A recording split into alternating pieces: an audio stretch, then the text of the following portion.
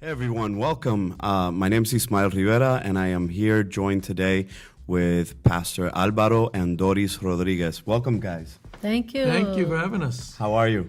Doing very well. That's awesome. So let's get right to it. I hear that we have some exciting things going on on the missionary front. Everybody knows you guys have traveled the world. Everybody knows that Richie has traveled the world with you and on his own. But we have some new plans going on. Absolutely. Well, Richie has traveled more than we have. But yes, God had called us to Europe, specifically to Spain. Wow. We're very excited about that. The motherland. La Madre patria. Yeah. Yes. The motherland for all of us Yes. Latinos. That's right. That's right. awesome. Are you excited? Yes, I'm excited, although at the same time it's a little bit scary. But yes, the excitement, I think it comes from knowing that it's not something we were pursuing and we were seeking. Yeah. But it's just awesome to know that God is the one who seeks for us to go. So it's just an awesome feeling. We're honored. So it was just like doors flying open, so you know that it's God. Absolutely. Well, it started a year ago, back in 2016 now, in June.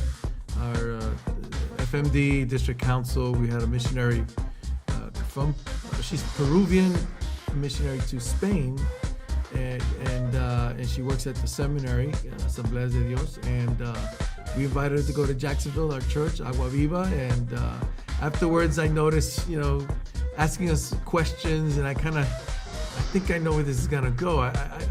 We're gonna get an invitation, and she invited us. We need a couple like you to help us out at the seminary. And I initially told her, well, that is our passion. We love ministering. God has called us that in the past, and but we said, God has not called us to go to Spain at this time. That was in June of 2016. Fast forward to January 2017, and Doris is in Galveston, Texas, and she receives a phone call from a former student of mine from Latin American Bible Institute, LABI. And It was awesome, it's amazing.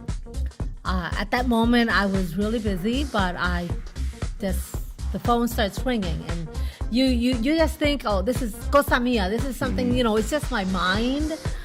So just keep working, and the Spirit just says, pick that phone, because that person has a word from God for you. And I know. Just like that. Just like that. And I'm working, and the phone keeps ringing, and the Spirit continues telling me, pick that phone, because that person brings a word from God. And I had to obey. I knew it wasn't nothing in my mind. It was God. It was the Spirit of God telling me. And as soon as I picked up the phone and I greeted the person, she says, you guys have been in my heart for a month and a half, but God has given me a word. Wow. It's right there. Wow. My heart just bounced, and I'm ready. Give me the word God has given to you. And you were prepared to go whatever the word was. We have learned in our 24 years as a missionary that although we plan and we say this is where we're gonna stay now, no. We make plans, but God has his plans, and we have learned to obey no matter where it is, even though it's a place that it's not in our thought. We have learned the best place to be is where God wants you to be. Wow. No matter the challenge it brings. That's brave. Especially you have a family. So you have a son, you have family here, and to just say, Lord, we're willing to pick up and go literally, physically, permanently, wherever you want us to go. Absolutely. And, that was a confirmation of, she went on to tell that it's time for you to have spiritual children. And she said, well, what are you giving me specific? Go ahead, tell the story, because she tells me, I told her, give me the word God gave you. And the Lord says, it is time for you to have spiritual children again. as she gave me that word, immediately the Spirit brought into my mind a picture of the classroom. I just told her, I am sure God gave you details. Please give me those details. What does this mean? And she said, the Lord brought me to the classroom. When you guys were in LABI, which was Latin America Bible Institute, she was a former student from Al back in 2003. Oh, wow. And this girl and her husband, they're ministers in Houston today, and they're the part of a pastoral staff of a big church over there. And that was it, you know. She said, you guys were not only administrators and teachers, but you became spiritual parents for a lot of us that were students at that time. That's a big responsibility. Yeah, Yes. it really is. That is a big responsibility, big title. Yes. Sometimes you don't realize there are people that are looking up to you wherever God calls you to minister, and you do have spiritual children. There are people that are, God called us to mentor and disciple. We learned that it's not only a matter of providing knowledge about theology, evangelism, or church administration, or Old Testament, New Testament, no matter the class we were teaching. But that's not all. We understood that in order for us to really build and prepare the students, the majority of that preparation had to be outside of the classroom. Okay. Explain a little bit on that, because I think that's very important even for our students here to understand that whether you're in MTI, whether you're in STI, we can teach you so much in the classroom. But like you're saying, I think the majority of the preparation actually happens outside the classroom.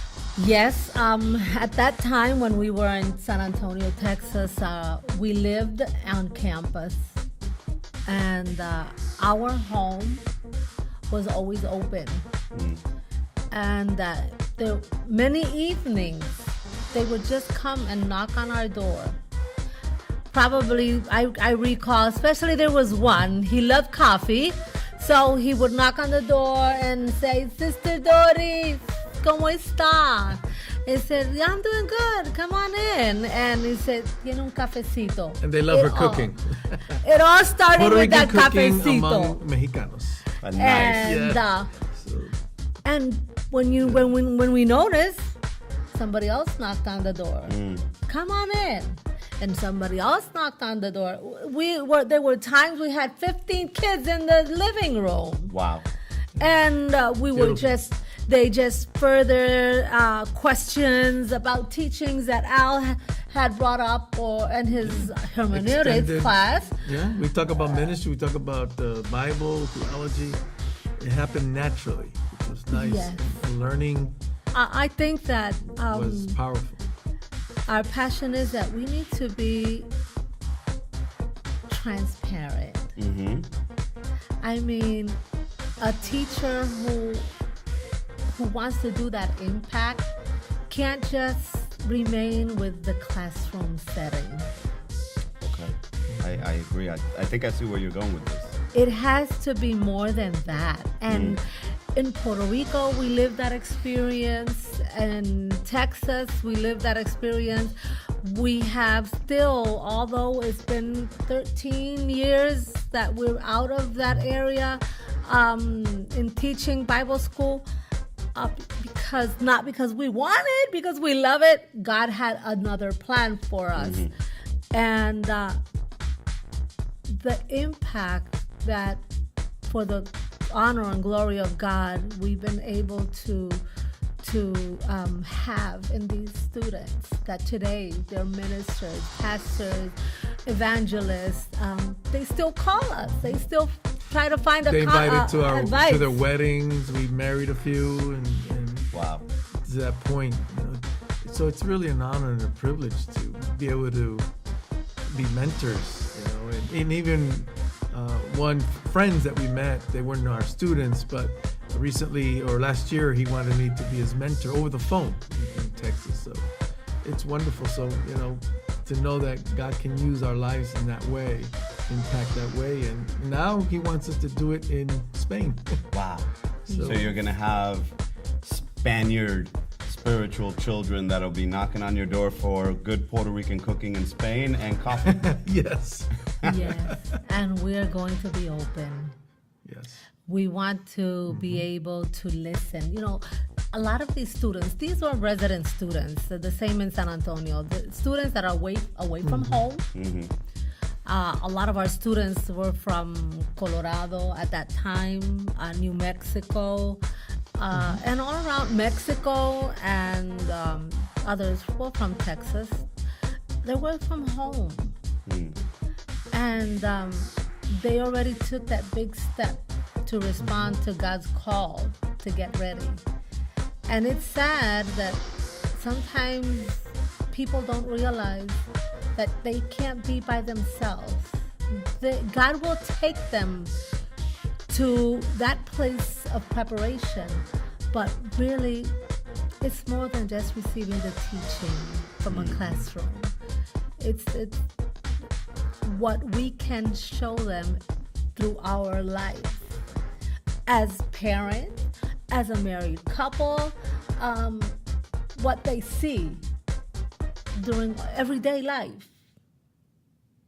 Are we impacting them? It sounds a lot to me like almost the community that was born in the book of Acts. Yes. Amongst the disciples, amongst the new believers, where they were sharing with each other, and those that knew and had the knowledge of having walked with Jesus for an extended amount of time. They were the leaders, but they weren't only teaching them in the synagogue. They weren't only teaching them on Sunday school. They were doing life with them. Yeah, that's a good point. Life with them. And I think that's so crucial. I think that's very much needed in many of our campuses, Christian campuses. Mentors that can walk, not just in the classroom, but beyond the classroom. So needed. Because these kids, they have their issues. They come with their issues too, and so they need counseling.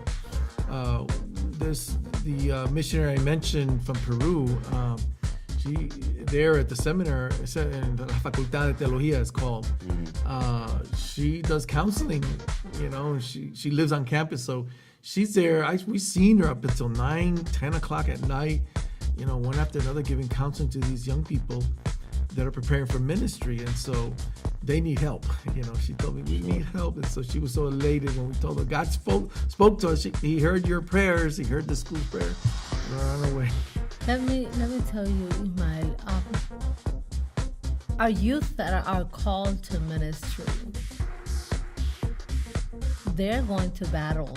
The enemy is going to try everything possible to take that calling away, to discourage them.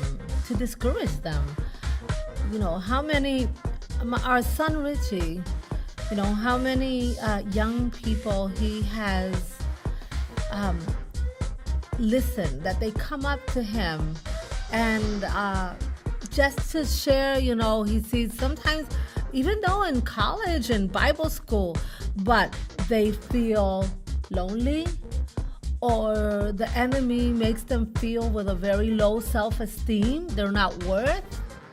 And here, they need somebody that can listen to them and that could encourage them to see who they are in the light of God's eyes. Oh, and everything they amazing. can accomplish through him. And I know a lot about these stories with Richie because he always brings it to us. I've been talking to this person came up to me, and he's seeking counsel from us. What would we say to this person? And I have to say, I just feel sometimes that we still are involved in having spiritual children, but indirectly. But we're excited that it's not going to be now indirectly, but directly with them. Interacting again. Right. So when you say spiritual children and these kids in this place, what age group are we talking about here, more or less? Currently in La Facultad de About Teología. 18 years and up. There's some young adults. Young adults. Yes. And even there's adults too. Couples. And there are married couples Married as well. couples. that are We saw a married couple from Brazil. So they come from different countries. yes. Wow. So you guys are directly going to be impacting the youth there in Spain. Yes. That's awesome. That's awesome. The reason why I want to do this podcast is to get ministers, parents, youth pastors, senior pastors, missionaries like yourselves engaged with the youth. I feel like there has been a huge disconnect. Part of it is generational, Sure. but I think a lot of it is just there are really two different cultures living in the same household at times. Because just society has moved so quickly, technology has moved so quickly, and one group has been able to kind of navigate through it, but really there's a generation that it's alien to them, and then there's a new generation that they're born with these things in their hand. Sure. And I'm not just referring about the phone or the tab, it's just information in their hand. And that's created kind of like a disconnect. So when I see ministers, missionaries, pastors, youth pastors like yourselves, willing to bridge that gap, to reach back across and say, hey, we're here and we want to impart from what God has shown us, from the experiences that we've gone through. We want to help you. You just don't see a whole lot of that. It's all about leaving a legacy, know. And one of the things years ago I thought about this, and seeing other ministers, that, like you said, they have a disconnect. Is when I grow old and I can no longer do what I'm doing today, what am I going to leave behind? How am I going to connect? And first of all, I said, Lord, I want to be useful. I want to be able to understand that I can no longer do certain things that when I was younger. So as I get closer to that age, I need to be working on the people that's behind me, and to leave a legacy and to make sure that we help others that are behind us. They can climb on our shoulders and continue the work of God and continue the God expansion. So there's something that we ministers and missionaries, we have to be intentional about this with the youth. Find that common ground. And so with me, it's always been sports. My son and I, we love sports, and we do a lot of things together sports-wise. And so that has been my ticket, or my ability to at least connect into the younger generation. So we have to find what is it that we have in common, and open that door and go through that door. Sure. And the Lord will, lead. Now, I know there are differences. We're in different times. And when I say times, obviously the 50s are not the same as the 60s. We all see the different music or preferences and dress code. Each decade has something that distinguishes them. That's fine. Absolutely. However, when I speak to parents because they're struggling with their children, or they come up to us, I have to think that there is something in common. It's the same problem. Talk about it. You see, we can't forget. I think adults forget that they were youth once. I think that we did go through the same struggles of low self-esteem. The bullying always has existed with a different name. Sure. You see, feeling lonely, feeling out of the group, these issues have always existed. Now, probably they seem different. Perhaps we went through it. I went through that. I felt that I was always out of group. I struggled with many things, but I thank God for my pastor at that time when I was growing up. he was always occupied and putting the youth together and helping us value who we were in Christ.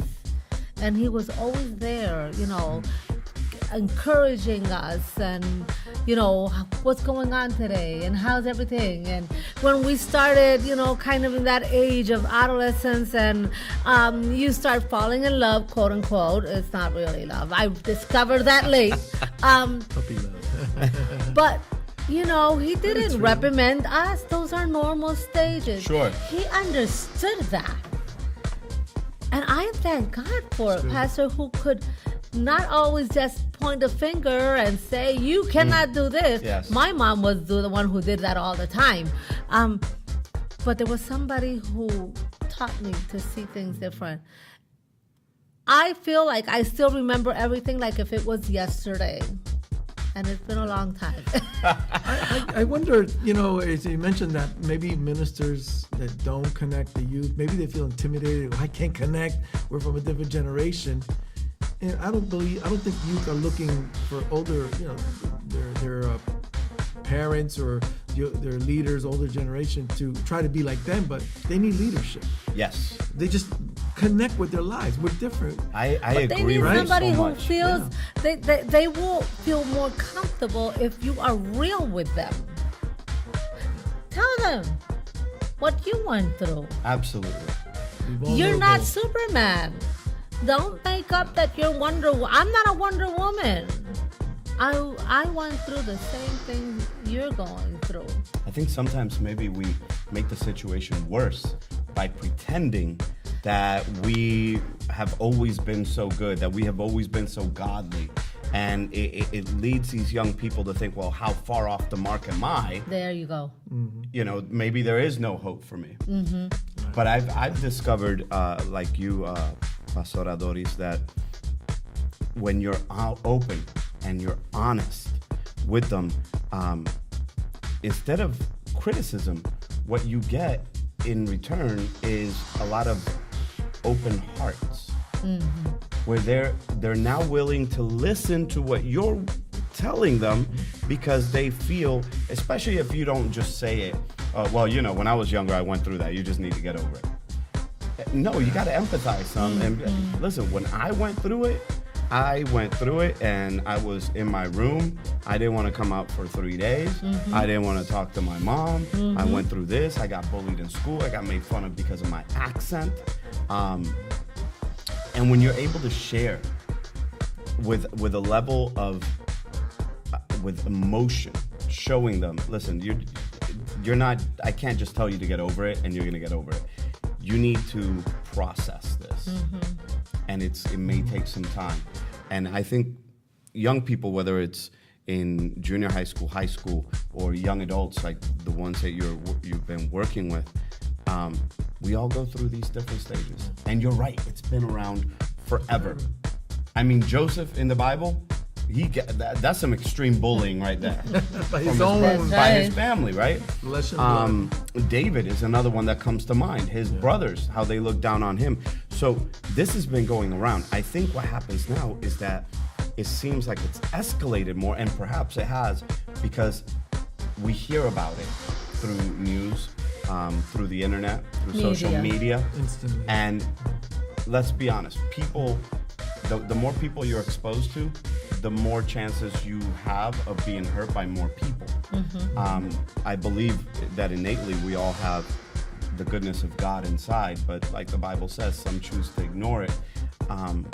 So just based on percentages, you open yourself up to more people, the chances that more people are gonna hurt you increase. But I thank God for people like you guys, that when students are finding themselves alone, they need somebody to talk to. They have people that are willing to be open, to be real, and to take time to open the door, offer a cup of coffee, maybe to make a plate of food. I always would cook dinner, and I cooked a lot. We were just 3. Richie was probably 10 years old at that time. But I always said, I'm gonna do the big pot, and I'll just store. Somebody's gonna come knocking that door. They would come with the bowls. And another thing, when those students came home and ended up eating every leftover we had in the fridge, another thing is show them that we're there to serve them. Oh, that's so good. And they would get up and try to do dishes, and I would say, nobody does dishes in my house. You're here, you're my guest. And that impacted them. I can imagine. And they're like, but Sister Doris, we could. No. You're my house, you're my guest. I serve you. And when they see people that on their eyes, wait, this is the VP of academics. Right. Or this is my professor.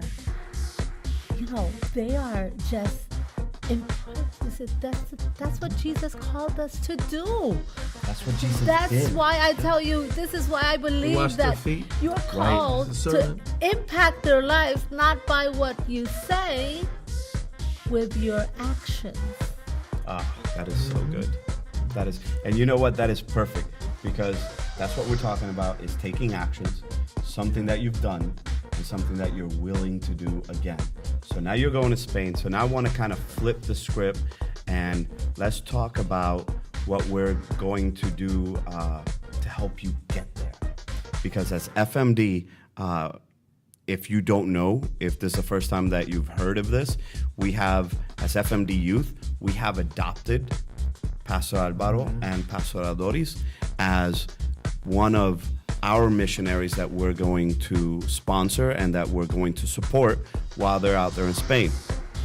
And we're looking to raise $50,000 to help you guys get over there.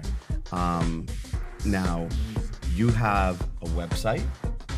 Yes. You have a website where people can log in. They can see what you're going to do. It's both in English and in Spanish. Yes.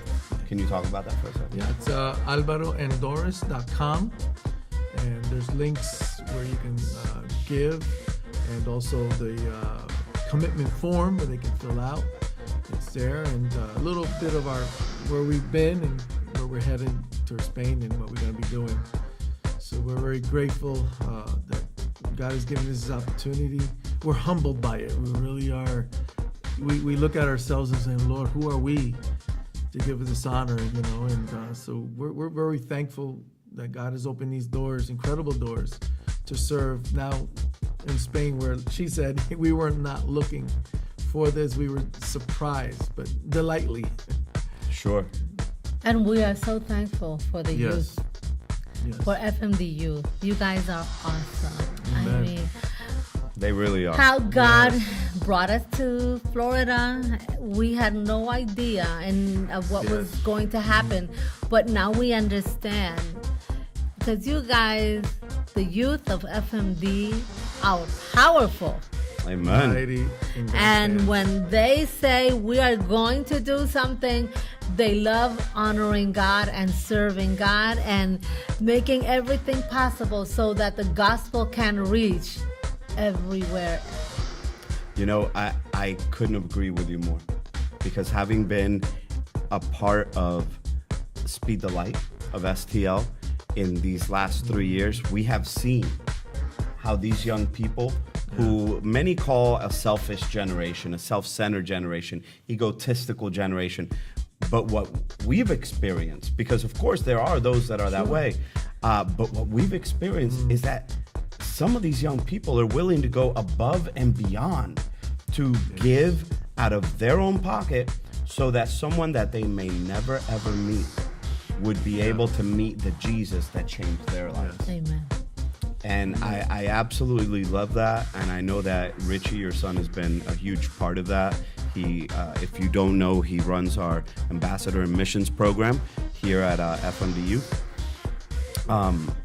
And I know that he's had a huge impact on our young people, because they see somebody that is a leader, but is not an older person like myself, but a young man that is willing to give up his entire life to go and help others to be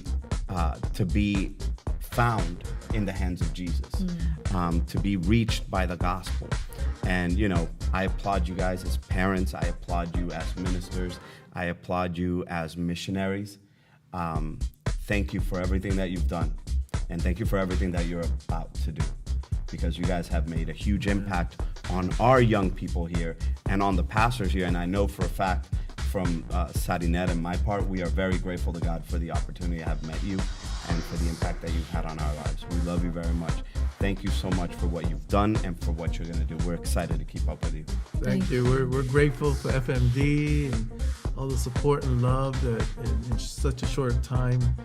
We're humbled. We're humbled, and we want to serve God. We want to be servants. We want to hear, "Well done, faithful, good and faithful servant." And only heaven will know, all the giving, all the prayer support. Like you said, these kids are willing to give. I see girls cutting their hair, guys cutting their hair. That's powerful. For people that they're not going to probably ever meet. It's only when we get to glory and all these people around us, and hey, because you gave, to speed the light, you helped that missionary, you helped this couple, is where we're going to see how it all connected, all for the glory of God. Amen. Expansion of His kingdom. Amen. It's I look forward to seeing and meeting all your spiritual children when we're up in heaven. Just see a plethora of young people that were impacted by your lives. Again, thank you so much for everything that you've done. Thank you for joining me today. I really appreciate it. You guys were my guinea pigs in this podcasting venture that I'm undertaking. But hopefully it won't be the last. And hopefully it won't be the last time that I get to talk to you. I look forward to seeing you on Skype. We can do this again once you're there. Yes. All right. It would be a joy. It would be a joy. See FMD youth come and visit and do some work together with our spiritual children instead. Hey, you don't have to tell me twice. I'll go over there to eat some Puerto Rican food in Spain and some café con leche. There you go. Amen. Well, thank you so much. I love you guys. Thank you for what you've done. Thank you. It has been an honor and a privilege to have worked alongside you. Thank you so much. So you might be wondering why we're dressed up. Well, we are in fine arts. It is red carpet night. Everybody is enjoying the concert right now, and we're getting ready to go join them. Thank you so much for being here with us. Thank you for listening, and I hope to see you soon. Take care. God bless.